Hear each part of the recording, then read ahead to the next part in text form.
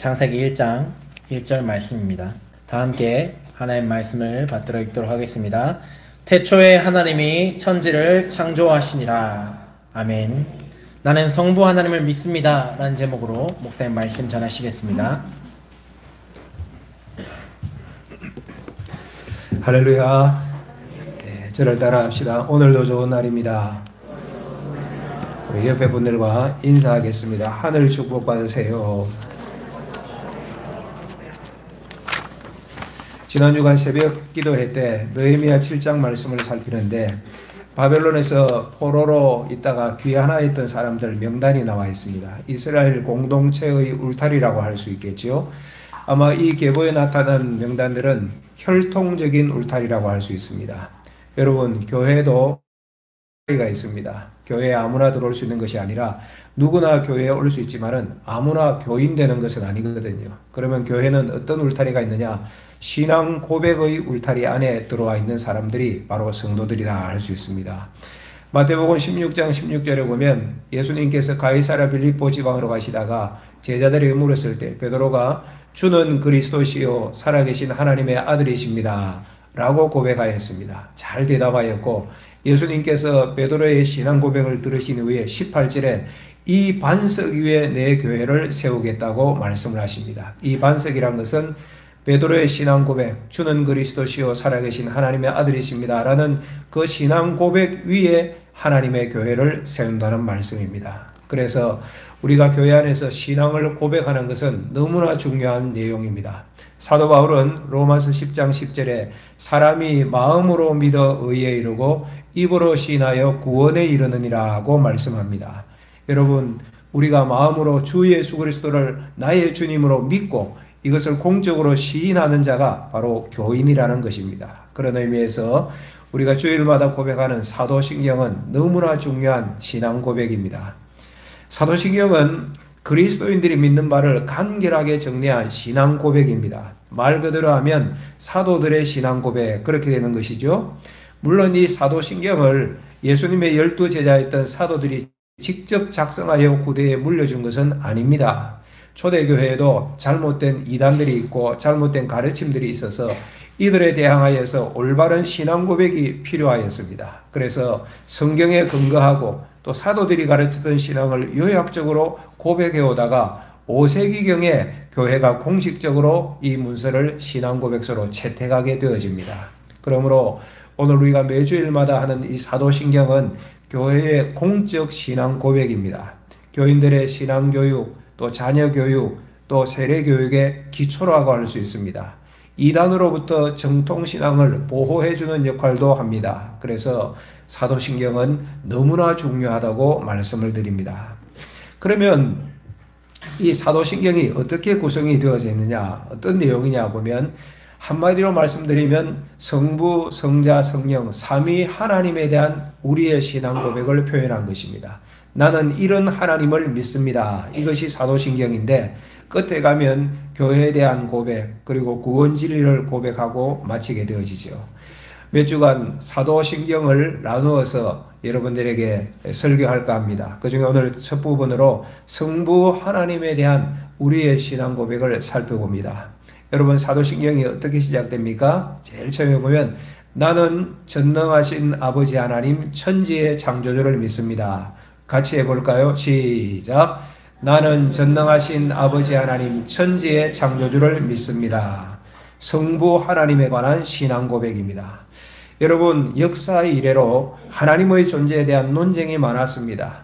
여러 사람들이 이야기를 합니다. 어떤 사람은 하나님의 존재를 부인하는 무신론자가 있었습니다. 어떤 사람은 하나님의 존재는 인정하면서도 신앙은 없이 살아가는 사람들도 많이 있습니다. 또 어떤 사람은 하나님이라는 용어를 사용하면서도 의미를 다르게 해석하는 사람도 있었습니다. 또 역사 가운데 보면 신존재 증명을 시도한 사람들이 있었어요. 하나님의 존재를 학문적으로, 이론적으로 증명하려는 시도였지요. 이분들이 얘기한 몇 가지가 있는데 이런 내용들입니다. 무엇이든지 원인이 있어야지 결과가 있는데 만물이 존재하는 것은 그 원인자이신 하나님이 계시기 때문 아니냐, 이렇게 신존재 증명을 시도한 사람들이 있습니다. 또 어떤 이들은 우주에는 질서와 조화가 있는데 이 우주의 질서에 목적이 있고 설계자가 있는데 그분이 하나님이시다라고 설명한 사람도 있습니다. 또 어떤 사람은 우리 사람의 마음속에는 가르치지 않아도 도덕성, 종교성이 있는데 그것은 우리를 만드신 최고선인 하나님이 계시기 때문에 그런 것이다. 이렇게 설명한 사람도 있었습니다. 부분적으로 공헌한 것이 있지만은 이런 이론들은 완전하지 않습니다. 다 불완전하였습니다. 여러분, 우리에게 가장 중요한 것은 세상 학문이 하나님에 대해서 무엇을 말했느냐가 아니라 하나님 자신이 계시하신 성경입니다. 그런데 여러분, 성경은 신존재 증명을 시도하지 않습니다. 처음부터 하나님이 계시다고 선언합니다. 그것이 오늘 읽었던 창세기 1장 1절 태초에 하나님이 천지를 창조하시니라. 여러분, 성경 66권 가운데 가장 먼저 나오는 말씀입니다. 중요하다는 것이죠. 태초에 하나님이 천지를 창조하시니라. 이것은 믿음의 영역입니다. 미국의 부흥사 빌리 그레함 목사님을 어느 청년이 찾아와서 목사님, 하나님이 계신 것을 좀 증명해 주십시오. 저도 하나님을 믿고 싶은데 잘 안 됩니다. 그러니까 목사님께서 하시는 말씀이 아니 청년, 하나님을 증명하다니 나는 오늘 아침에도 그분을 만나 30분간 이야기하고 교제하였는데 라고 말씀을 했다고 합니다. 여러분, 빌리 그레함 목사님 뿐이겠습니까? 여기 우리 교회 성도들도 많이 있습니다. 새벽마다 하나님을 만나시잖아요. 순간순간마다 우리 삶의 현장에서 하나님을 만나는 사람들이 바로 성도들 아니겠습니까? 아내가 함께 사는 남편이 과연 존재하는가 증명할 필요가 있습니까? 같이 사는데 아내를 증명하고 남편을 증명할 이유가 없는 것입니다. 같이 살아가니까. 사랑하는 여러분, 하나님은 우리와 함께 하십니다. 함께 계시고 역사하십니다. 그래서 하나님의 존재는 증명하는 것이 아니라 하나님이 어떤 분이신지 알고 믿고 그분과 동행하는 삶을 살아가는 것이 우리 인생의 모습이 되어야 하는 거예요. 그러면 내가 믿는 하나님은 어떤 분이신가? 첫째로는 전능하신 하나님이십니다. 사도신경 어떻게 시작하지요? 나는 전능하신 아버지 하나님, 천지의 창조주를 믿습니다. 먼저 나오는 것이 전능하신 하나님입니다. 여러분, 전능이라는 것은 전적으로 능하다, 모든 것이 가능하다는 의미 아니겠습니까? 직구전 분들은 하나님이 전능하시면, 하나님 모든 것을 하시면 하나님은 악이나 죄도 행하시겠네요 라고 묻는 분이 계세요. 그렇습니까? 그럴까요? 그렇지 않지요. 이것은 하나님의 속성이 아닙니다. 악은 하나님의 속성이 아니기 때문에 그렇게 행하지 않으십니다. 또 전능이라고 말하니까 어떤 분들은 초자연적인 기적, 능력 이런 것에 포커스를 맞추는 분들이 있는데 그런 의미도 아닙니다. 하나님이 우리의 삶을 주관하실 때 보통은 우리에게 이미 허락하여 주신 일반적인 은혜와 자연법칙으로 일하시고 필요할 때는 초자연적인 능력으로 일하십니다. 성경을 보면 많이 나와요. 출애굽기 14장 이스라엘 백성들이 출애굽하였을 때 그들 앞에 홍해가 가로막았습니다. 하나님께서 이 바다를 어떻게 열어주셨습니까? 성경을 보면 밤새도록 동풍을 불게 하셔서 물이 갈라지게 하셨습니다. 그냥 갈라지게 하셔도 되는데 자연법칙을 이용하여서 하나님의 능력과 기적을 이루신 것입니다. 이에 비하여 열왕기하 2장 보면 엘리야 선지자가 요단강을 건너가는 장면이 나와요. 물론 배경은 다르죠. 홍해 바다고 요단강이니까 환경은 다르지만 어쨌든 물을 건너야 할 텐데 이때는 어떻게 했느냐. 이 엘리야 선지자가 옷으로 물을 치니 강이 즉시 갈라졌습니다. 초자연적인 능력을 바로 보여주신 것이죠. 열왕기하 20장에 보면 히스기야 왕이 죽을 병에 걸렸을 때에 하나님께서 이사야 선지자를 보내셔서 무화과 반죽을 이렇게 반죽하게 해서 환부에 발라서 치료하였습니다. 어떤 치료 행위가 보이잖아요. 반면에 마태복음 9장에 보면 12년 동안 혈루병 걸린 여인은 예수님의 옷자락을 만짐으로 즉시 나음을 얻게 되어집니다. 여러분, 때로는 자연법칙 안에서 때로는 초자연적인 능력으로 하나님께서 일하십니다. 그럼 우리가 헷갈려요. 어떤 때는 이렇게 하시고 어떤 때는 저렇게 하시고 하나님은 어떤 분이시지? 여러분, 결론은 이런 것입니다. 이렇게 하시든 저렇게 하시든 뜻하신 바를 이루시는 전능하신 하나님이시다. 이 하나님을 믿으시기를 바랍니다. 창세기 17장 1절에 아브라함이 99세 때에 여호와께서 아브라함에게 나타나서 그에게 이르시되 나는 전능한 하나님이라 너는 내 앞에서 행하여 완전하라. 나는 전능한 하나님이라고 하나님께서 말씀하셨습니다. 그리고 4절에 가보면 너는 여러 민족의 아버지가 될 것이라고 말씀하셨습니다. 이 말씀대로 1년 후에 아브라함은 이삭을 낳죠. 아브라함 나이 100살 때에 이삭을 낳고 이삭을 통하여서 또 다른 후손이 생기고 여러 민족이 번성하게 되어집니다. 아브라함의 하나님은 전능하신 하나님이셨습니다. 아브라함뿐이겠습니까? 아브라함의 아들이었던 이삭도 전능하신 하나님을 고백합니다. 이삭이 그의 아들 야곱을 축복할 때에 창세기 28장 3절 말씀입니다. 전능하신 하나님이 내게 복을 주시어 내가 생육하고 번성하게 하여 내가 여러 족속을 이루게 하시고. 여러분, 우리를 생육하고 번성하게 하시는 분은 전능하신 하나님이십니다. 이삭의 하나님도 전능하신 하나님이셨어요. 야곱도 이 하나님을 고백합니다. 흉년이 들어서 자녀들을 애굽으로 보내어서 곡식을 넣게 할 때 창세기 43장 14절 말씀입니다. 전능하신 하나님께서 그 사람 앞에서 너희에게 은혜를 베푸시기를 원한다. 여러분, 아브라함의 하나님 전능하신 하나님, 이삭의 하나님도 전능하신 하나님, 야곱의 하나님 전능하신 하나님, 그 하나님이 바로 우리의 하나님이신데 우리의 하나님은 전능하신 하나님이시다. 이것이 우리가 고백하는 신앙 고백의 첫 테마인 것입니다. 이 전능하신 하나님을 우리가 찬송으로 영광 돌리면 좋겠습니다. 전능하신 나의 주 하나님, 가사를 생각하면서 신앙 고백적으로 같이 한번 찬양해 보십시다.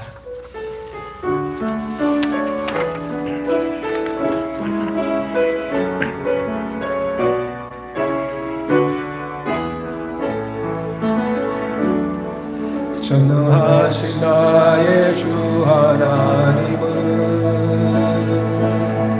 능지 못하실 일 전혀 없네. 우리의 모든 간구도 우리의 모든 생각도 우리의 모든 꿈과 모든 소망도 신실하신 나의 주 하나님은 우리의 모든 괴로움 바꿀 수 있네. 불가능한 일 행하시고 죽은 자를 일으키시니 그를 이길 자 아무도 없네.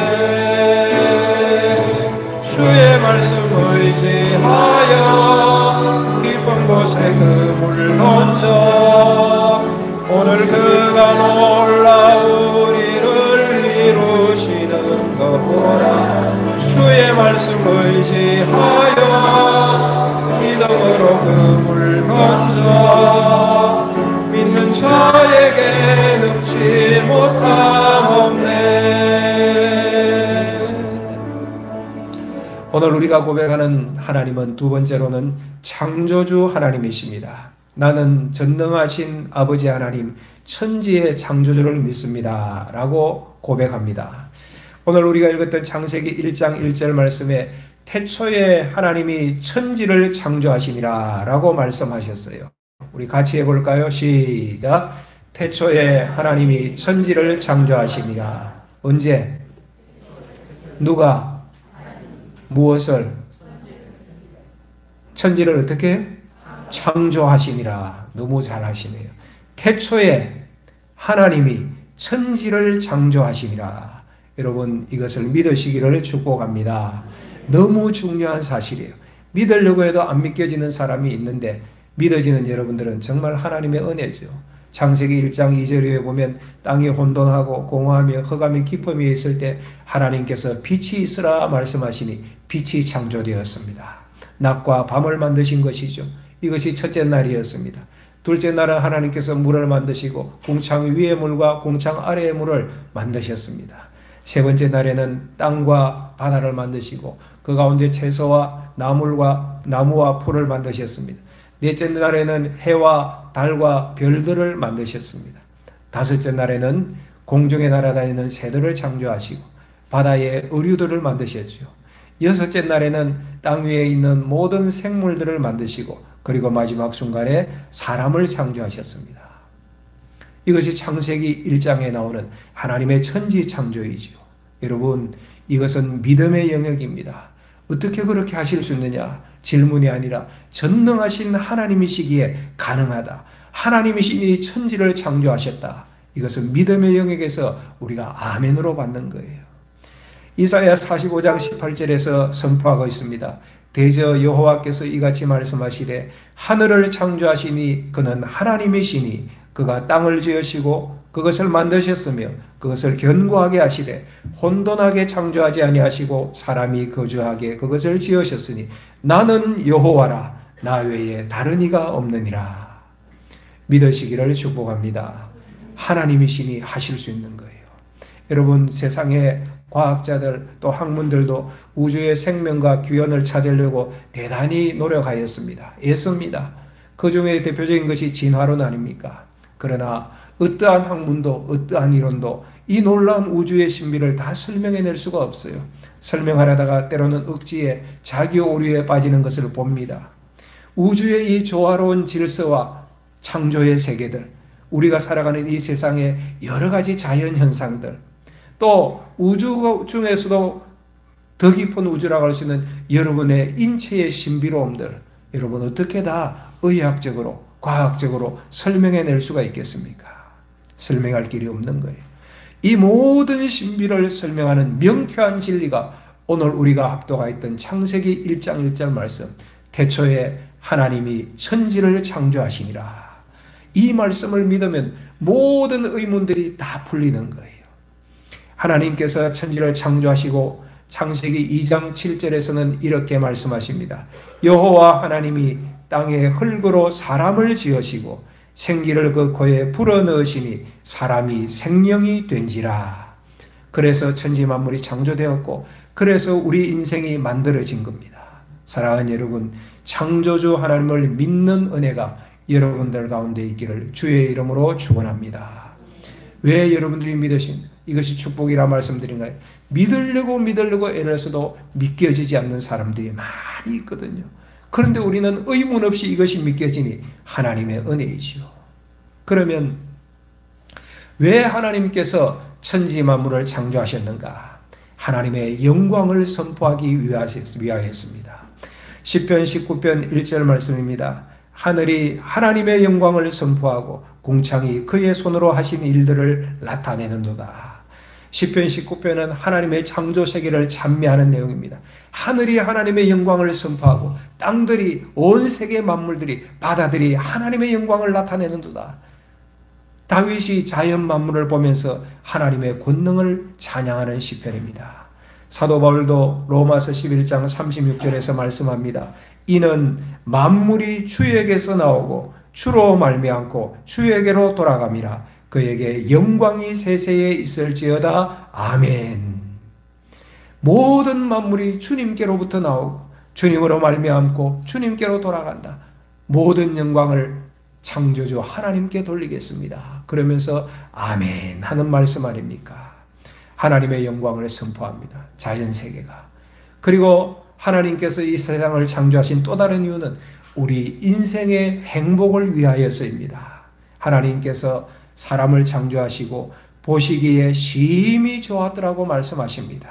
그리고 복을 주시고 생육하고 번성하여 땅에 충만하라고 하나님께서 명하시고 약속해 주셨어요.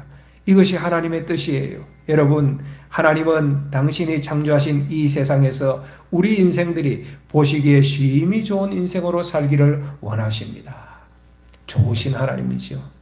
우리 이 창조의 하나님, 좋으신 하나님을 찬양하면 좋겠습니다. 시편 8편 여호와 우리 주의 이름이 온 땅에 하나님의 창조를 찬양하는 찬양인데 같이 신앙 고백적으로 찬송해 보면 좋겠습니다.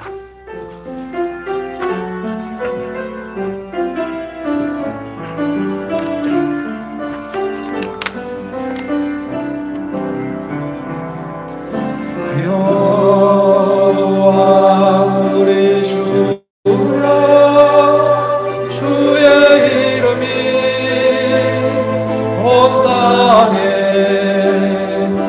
어찌 그리 아름다운지요.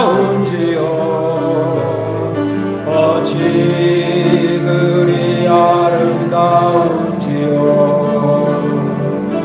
여호와 우리 주여, 주의 이름이 온 땅에 어찌 그리 아름다운지요. 어찌 그리 아름다운지요. 주의 손가락으로 지으신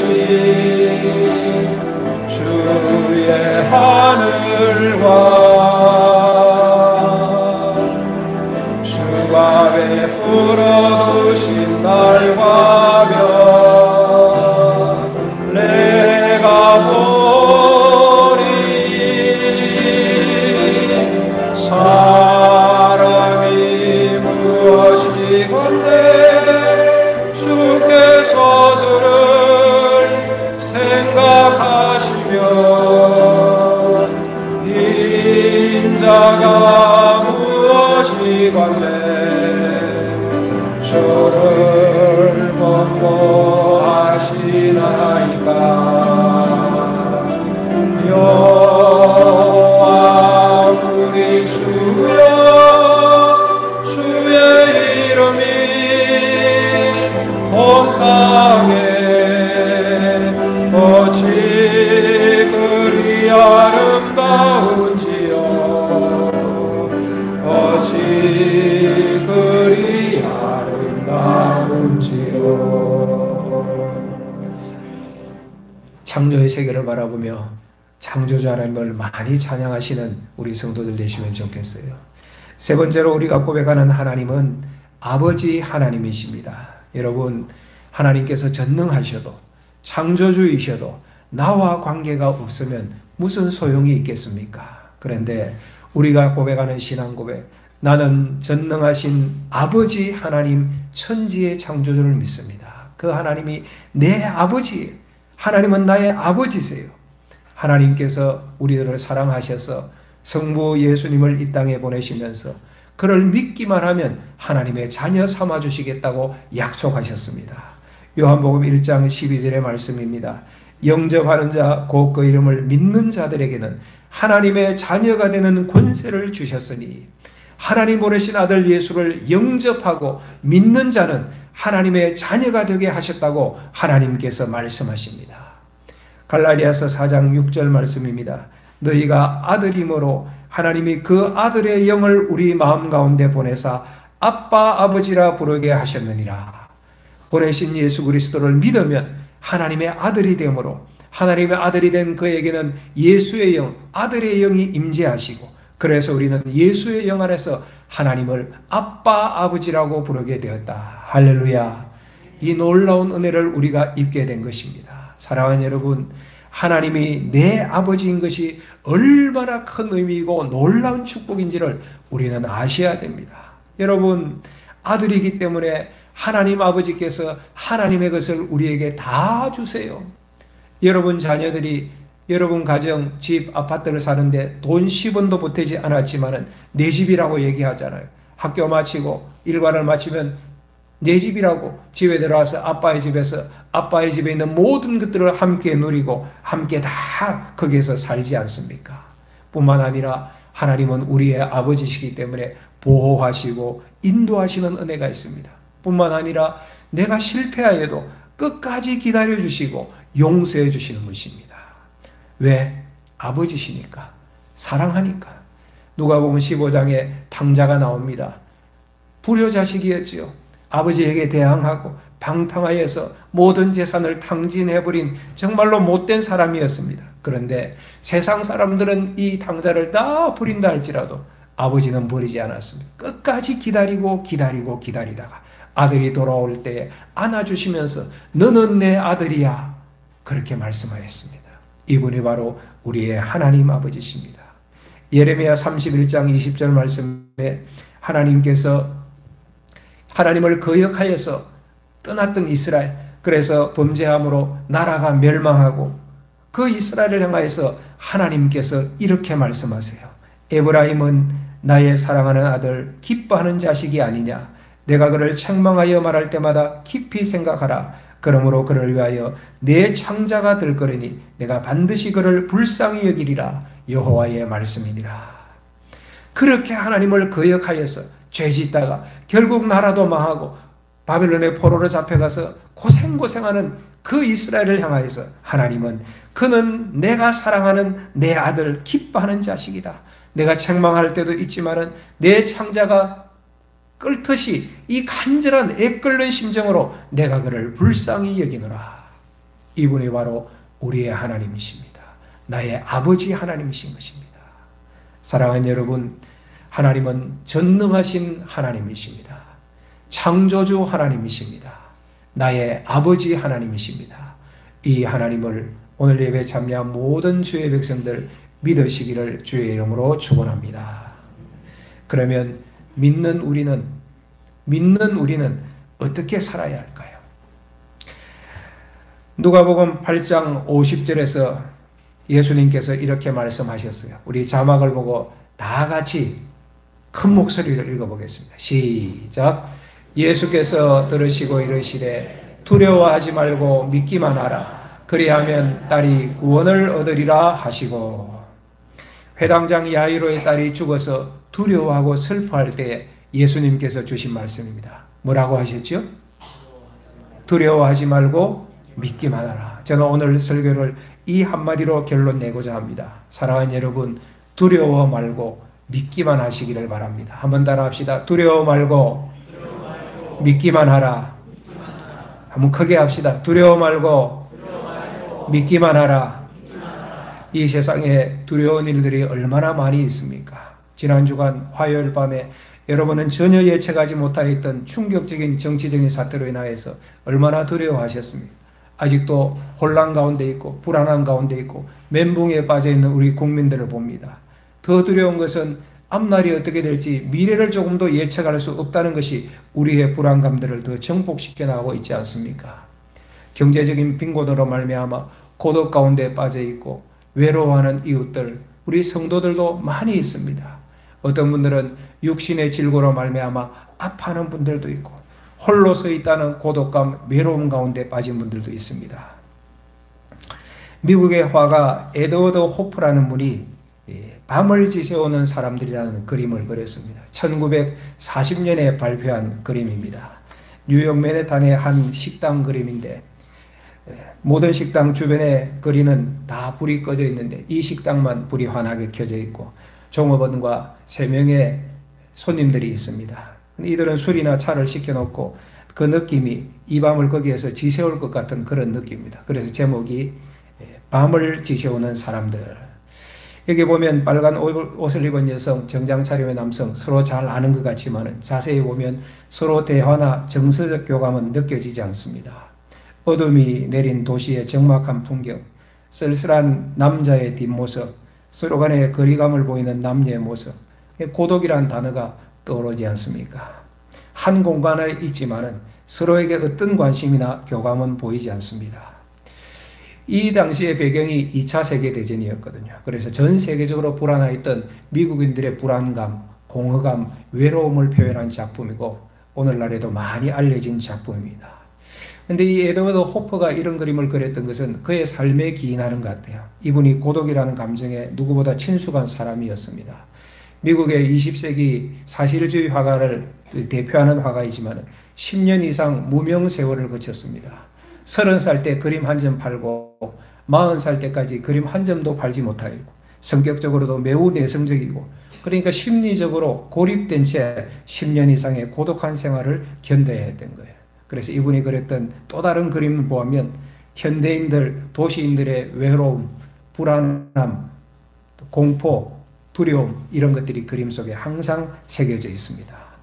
사랑하는 여러분, 오늘 여러분들은 어떠신지요? 우리에게도 불안의 문제들이 많이 있지 않습니까? 누구에게도 말할 수 없고 가족에게 말하더라도 이해받을 수 없는 건강의 문제로 외로워하고 고독 가운데 빠진 분들이 있을 수 있습니다. 경제적인 문제로 아파하는 분들도 계실 것이고 우리나라에 이런 여러 가지 혼란한 상황 때문에 두려움과 불안에 빠진 분들도 있을 거예요. 지난 주간에 저희 교육자들과 함께 가까운 교회 한 세미나에 참여했습니다. 제목이 트렌드 세미나였어요. 앞으로 교회의 트렌드를 전망하고 또 이 세상의 트렌드, 신세대들의 트렌드, 또 우리 국민의 소비 트렌드, 여러 가지 기업적인 트렌드 이런 것들을 강의하는 내용이었습니다. 많은 것을 배웠지만은 제 마음 한켠으로는 참 시대가 너무 급변하니까 따라가기 힘들겠다, 힘들다 그런 마음도 들고 그런 마음 가운데 느끼는 불안감, 외로움들도 없었다고 말할 수 없을 것 같아요. 오늘 이 예배 참여하신 여러분들은 어떻습니까? 가족과 함께 있지만 불안하지 않습니까? 직장인들과 함께 일하고 있지만은 고독하지 않습니까? 그때 내가 믿는 하나님을 여러분들이 담대하게 고백하시기 바랍니다. 우리의 세상은 혼란이 많고 두려움이 있고 어려움들이 있겠지만 내가 믿는 하나님은 전능하신 하나님이시다. 창조주 하나님이셔서 창조뿐만 아니라 지금도 나를 다스리시고 이 땅을 다스리시고 온 세상을 주관하시는 창조주 하나님이시다. 그 하나님이 나의 아버지이시다.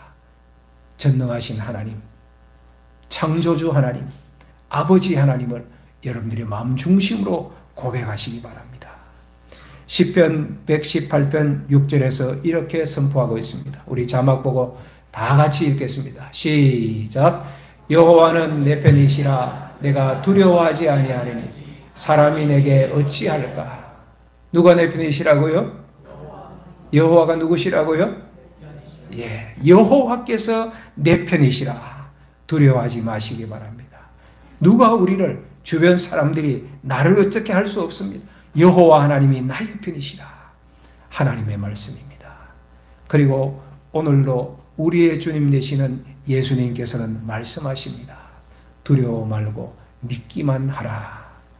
이 신앙 안에서 오늘도 하루하루 살아가는 믿음으로 승리하는 우리 신병교회 모든 성도들 되시기를 주의 이름으로 축원합니다.